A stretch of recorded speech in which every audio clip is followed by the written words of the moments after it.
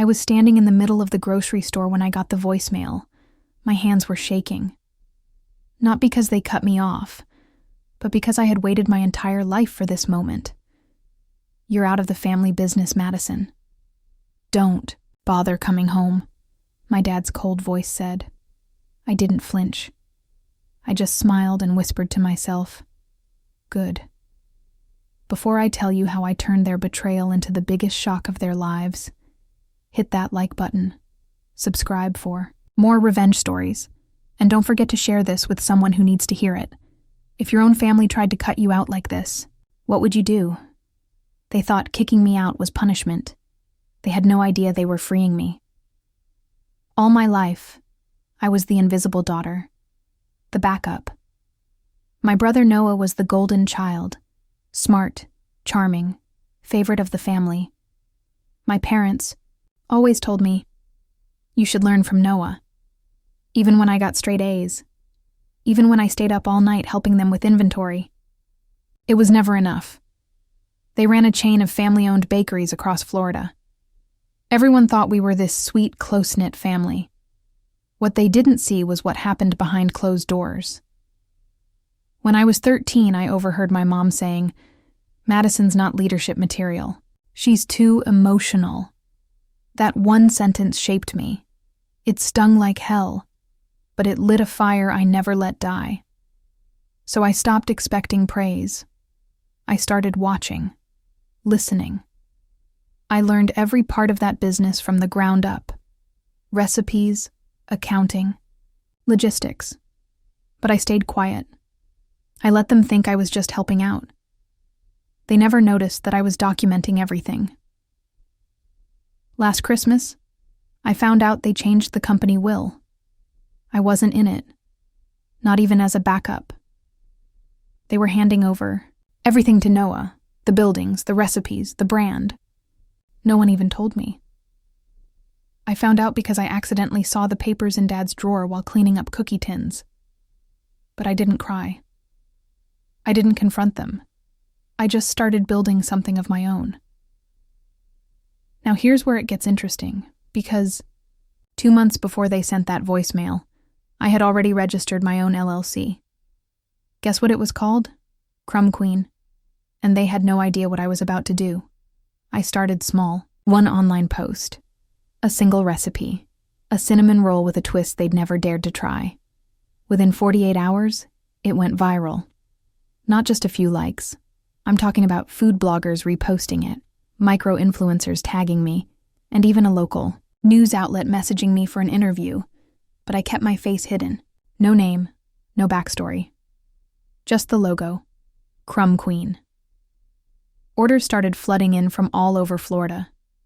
I rented a small shared kitchen space downtown using the savings I'd been secretly putting away for years.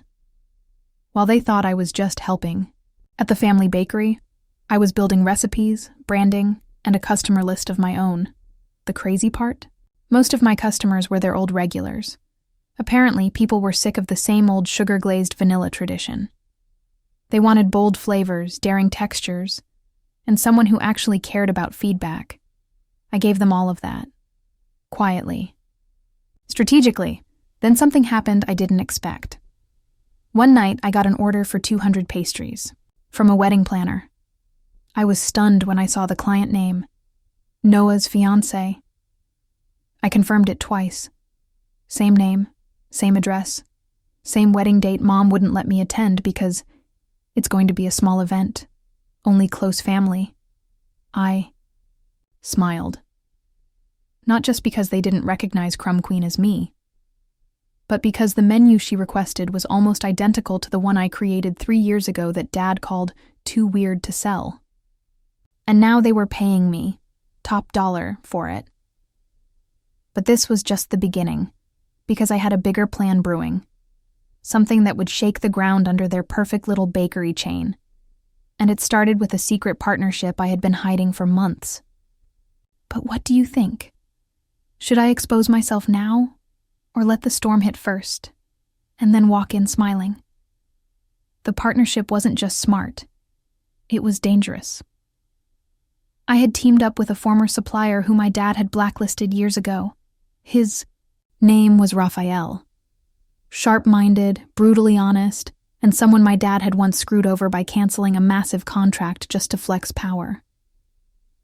Raphael never forgot that. So when I approached him with my business idea, I expected hesitation. Instead, he said, "I've been waiting for someone like you." He gave me full access to his distribution network, flour, sugar, organic butter, everything, at a fraction of the price my parents paid. He even connected me with packaging, companies overseas.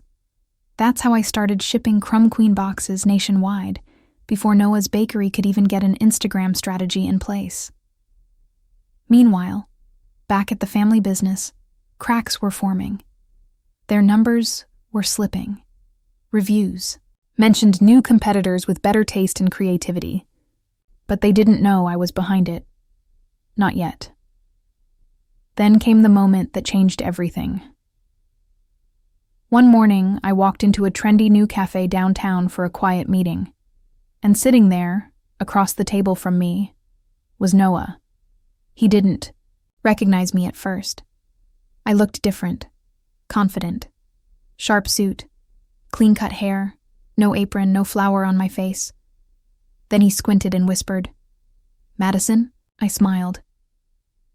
"Glad you remember me." He leaned in and said something that nearly made me laugh out loud. "Our numbers are tanking. I think someone's stealing our customers. Mom thinks it's some viral bakery. Ever heard of it? Crumb Queen?" I paused, then said, "Every day." His jaw clenched. "Do you know them?" I shrugged. "More than you think." But I didn't tell him. Not yet. I had one final piece to move on the board, and it was something even Raphael didn't know about. Because just a week earlier, I had filed a legal notice.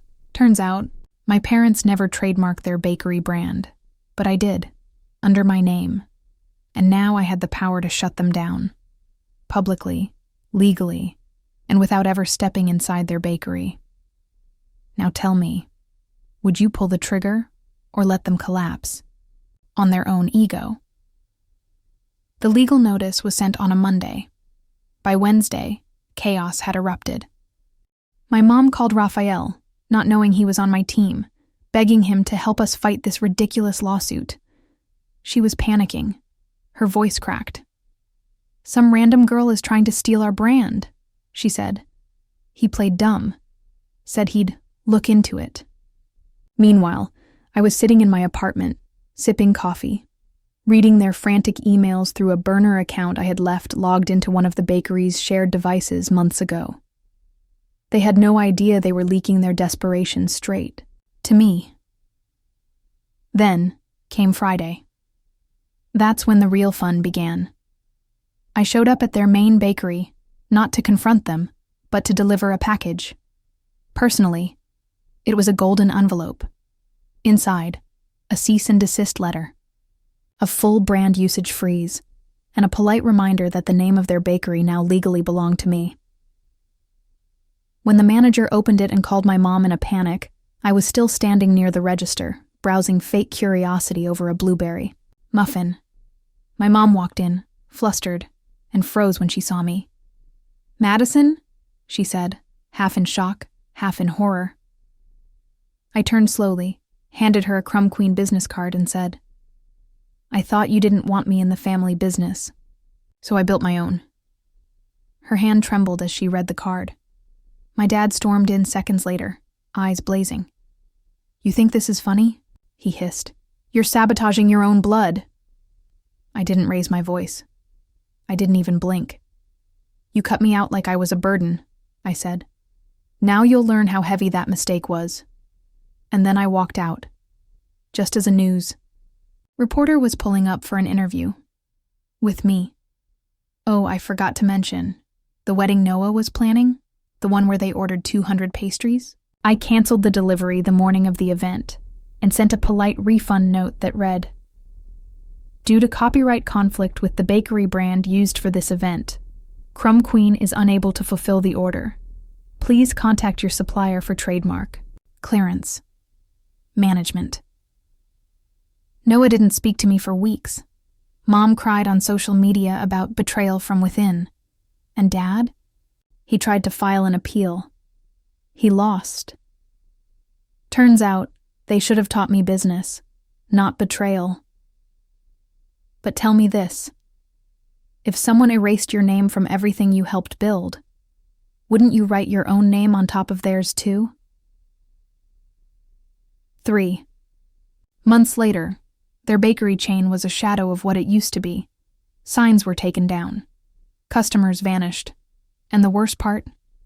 They had to start buying ingredients from distributors who charged them double, because Raphael had locked exclusivity.